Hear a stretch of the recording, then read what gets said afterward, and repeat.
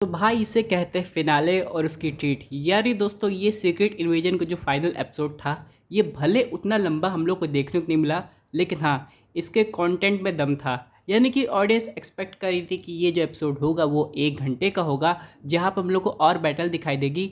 लेकिन यहाँ पे 45 मिनट में, सॉरी आई मीन 35 मिनट के अंदर ही सब कुछ कवर अप हो गया था। और यहाँ पे जो आखिरी की इंसेन फाइट हुई थी, भले यहाँ पे कोई एक्चुअल एवेंजर्स का इन्वॉल्वमेंट नहीं था, लेकिन घूम फिर के एंड एक्ट में सुपर स्कल्स की वजह से हम लोग को इतने एवेंजर्स दिखाई दिए कि क्या बताएं। फिलहाल दोस्तों यहाँ पे हम लोग समझने की कोशिश करते हैं कि इसके आगे क्या हो सकता है और यहाँ पे ये शो कितना इंटरेस्टिंग रहा। तो दोस्तों कंप्लीट वीडियो को स्टार्ट करने से पहले आप लोग कर दीजिए वीडियो को लाइक और कमेंट करके ये बताइए कि आपके हिसाब से आप सीक्रेट इन्वेजन के फाइनल एपिसोड को 5 में से कितना स्टार देंगे। साथ ही साथ जो लोग मेरे चैनल पर नए हैं, चैनल को सब्सक्राइब करके हमारी कॉमिक बुक टॉक्स फैमिली का हिस्सा बन जाइए। तो दोस्तों हम लोग शुरुआत करते हैं बिल्कुल नई अपडेट से। अब सबसे पहले हम लोग यहाँ पे समझ लेते हैं कि यहाँ पे कुछ तो ट्विस्ट होने वाला था। जैसे कि मैंने एक प्रीवियस थ्योरी बनाई थी कि हो सकता है निक फ्यूरी ने सैंपल में कुछ छेड़छाड़ की हो।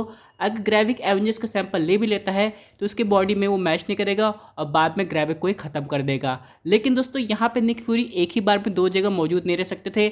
यानी कि एक तरफ प्रेसिडेंट को भी बचाना था और वो हमला भी रोकना था, वही दूसरी तरफ ग्रेविक को भी रोकना था। तो यहाँ पे निक फ्यूरी ने एक बहुत अच्छा आइडिया लिया, टेलॉस की डॉटर को वहाँ पे अपनी जगह भेज के। एक समय के लिए दोस्तों ऑडियंस को लगा होगा कि आखिरकार निक फ्यूरी भी कैसे एक्सपेरिमेंट का शिकार हो गए और कामयाब भी रहे, क्योंकि दोस्तों एक तरीके से देखा जाए तो स्क्रली उस रेडिएशन को बर्दाश्त करके सुपर स्क्रल बन सकते थे, कोई नॉर्मल आदमी नहीं। लेकिन कुछ समय के लिए यहाँ पे ऑडियंस भी कंफ्यूज हो गई थी कि अब निक फ्यूरी के पास भी सुपर पावर्स आ गई है, लेकिन बाद में ये गाया निकली। इन सब के अलावा दोस्तों यहाँ पे एक डिफरेंस आप लोग समझने की कोशिश कीजिए। दोनों के पास एवेंजर्स लेवल्स की पावर आ गई थी, लेकिन यहाँ पे गाया ग्रेविक के ऊपर क्यों भारी पड़ रही थी। तो यहाँ पे दोस्तों एक टर्म होता है आपको पावर मिलना, उस पावर का सिस्टमेटिक ढंग से यूटिलाइज करना, और वही गाया के साथ हुआ। यानी दोस्तों एक तरीके से दोनों के पास एवेंजर्स लेवल की पावर आ गई थी, लेकिन गाय को पता था कौन सी सुपर पावर को कब इस्तेमाल किया जाए, और इसी वजह से दोस्तों जो अपनी गाया है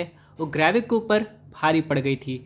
लेकिन दोस्तों यहाँ पे हम लोग समझने की कोशिश करते हैं, अब तो प्रेसिडेंट को भी पता चल गया है कि सुपर स्क्रल्स भी आ गए हैं, तो अब वो कौन सा डिसीजन लेने वाले हैं। क्योंकि दोस्तों एक तरीके से दोस्तों निक फ्यूरी का जो इल्ज़ाम सब लगा था वो क्लियर हो गया कि उन्होंने मारिया हिल को ख़त्म नहीं किया। लेकिन यहाँ पे ऑडियंस इस फिनाले के एपिसोड में और भी मेजर ट्विस्ट का इंतज़ार कर रही थी। लेकिन यहाँ पे हो सकता है इसका सीज़न 2 बने, क्योंकि दोस्तों ग्रेविक के अलावा भी कुछ ऐसे स्क्रल्स हो सकते हैं जो इस बात का फ़ायदा उठाए। लेकिन इन सब के अलावा दोस्तों अगर हम लोग बात करें गाया की, तो उस समय सबसे ज़्यादा पावरफुल बन गई है। भाई एक एवेंजर की ताकत है, उसके पास कई एवेंजर्स की ताकत है, इंक्लूडिंग कैप्टन मार्वल की भी। तो यहाँ पे ये देखना काफ़ी इंटरेस्टिंग होगा कि आगे जाके हम लोग को ये देखना पड़ेगा गाया अब कौन सी मूवीज़ में दिखाई देती है। वैसे सबसे ज़्यादा यहाँ पे चांसेस है उसके आने के द मार्वल्स मूवी में। लेकिन यहाँ पे बात समझनी पड़ेगी आगे स्क्रल्स का क्या होगा, क्योंकि दोस्तों यहाँ पे द मार्वल्स की कुछ फ़ोटोज़ आई थी जहाँ पे कैप्टन मार्वल के पीछे हम लोग को स्क्रल्स दिखाई दे रहे थे। यानी एक तरीके से हम लोग समझ सकते हैं कि ग्रेविक के इंटेंशन के अलावा बाकी जितने भी स्क्रल थे सब अच्छे होंगे। ये कहना अभी तो ठीक नहीं होगा, लेकिन हाँ दोस्तों स्क्रल्स को पता चल गया है कि पावरफुल कैसे हुआ जाए। वैसे अभी तो गाया अपनी टीम में है, लेकिन दोस्तों यहाँ पे कुछ स्क्रल्स ऐसे होंगे जो कि ग्रेविक की जगह लेने की कोशिश कर सकते हैं। लेकिन हम लोग बात करें निक फ्यूरी की, तो भाई उन्होंने जो कहा वो कर दिखाया। यानी दोस्तों ये जो जंग थी उन्होंने एक भी एवेंजर्स की हेल्प नहीं ली सिवाय उनके डीएनए के और यहाँ पे गाया के। और गाया को तो इनडायरेक्ट वे में ये सब काम करना था, क्योंकि उसे बदला लेना था अपनी माँ का भी और अपने पिता का भी, क्योंकि उसे पता चल गया था कि ग्रेविक ने ही दोनों को ख़त्म किया है। लेकिन हम लोग बात करें दोस्तों ग्रेविक की, तो हाँ दोस्तों ये एक पावरफुल विलन साबित हुआ जो कि बहुत कुछ कर सकता था, लेकिन यहाँ पे गाया ने उसे केओ देके बिल्कुल नॉकआउट कर दिया है। इन सब के अलावा दोस्तों हम लोग यहाँ पे एक चीज़ और समझने की कोशिश करते हैं, हम लोग को इस शो में कुछ खास क्लिफ हैंगर देखने को नहीं मिला है। यानी दोस्तों जैसे बहुत सारे सीजन के साथ होता है कि यहाँ पे ऑडियंस अगले सीजन के लिए एक्साइटेड हो जाती है, लेकिन यहाँ पे ऑडियंस को ये दिखाया जा रहा है कि जितनी भी प्रॉब्लम थी वो सब सॉल्व हो गई है, और अब अर्थ पे स्क्रल्स के अलावा और भी ऐसे अननोन बीइंग है जिनको रोकना ज़रूरी है, और निक फ्यूरी जा रहे हैं अपने वापस स्पेस स्टेशन में। लेकिन यहीं से दोस्तों हो सकता है द मार्वल्स की कहानी शुरू होगी। अब बहुत से लोगों को लग रहा था कि निक फ्यूरी ये आखिरी एपिसोड में सर्वाइव नहीं कर पाएंगे, लेकिन दोस्तों उन्होंने अपने दिमाग का काफ़ी अच्छी तरीके से उपयोग किया हुआ है और बिना एवेंजर्स की हेल्प के स्क्रल को हरा दिया है। लेकिन हम लोग बात करें गाया की, तो अभी वो एक टॉपर सुपर स्क्रल हो गई है और अभी उसके डीएनए में इतनी ताकत है कि क्या बताए। यानी दोस्तों अभी के लिए वो हर एक एवेंजर्स पे भारी पड़ सकती है और यहाँ पे अब तो इसके पास इतनी कैपेसिटी आ गई है कि वो कैरल डैनवर्स की तरह अलग प्लैनेट्स पे जाके स्क्रल के लिए एक नया घर भी खोज सकती है।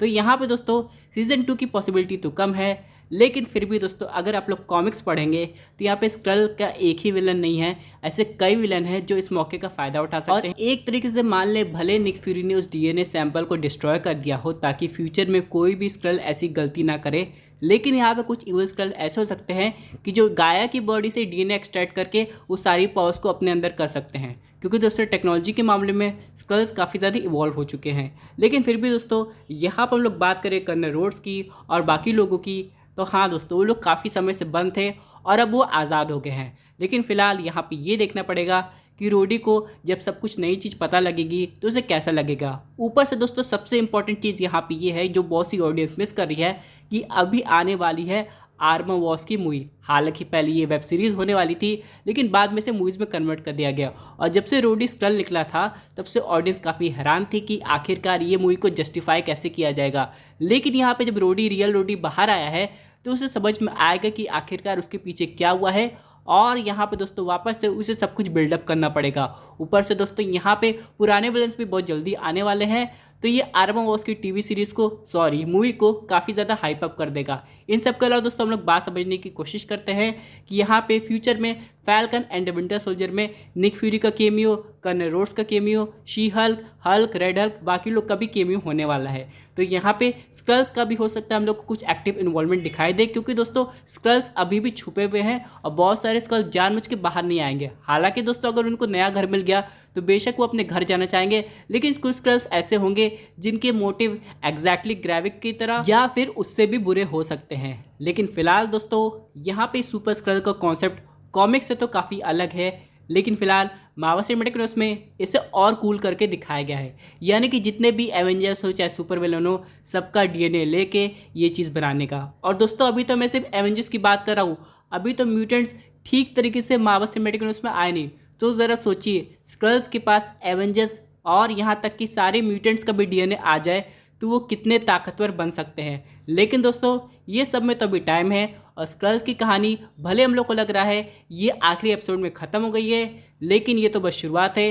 अभी आगे जाके फ्यूचर में हम लोग को और सरप्राइजेस देखने को मिलेंगे। तो दोस्तों ये थी अमेजिंग अपडेट जो कि रिलेटेड थी सीक्रेट इन्वेजन के फाइनल एपिसोड से।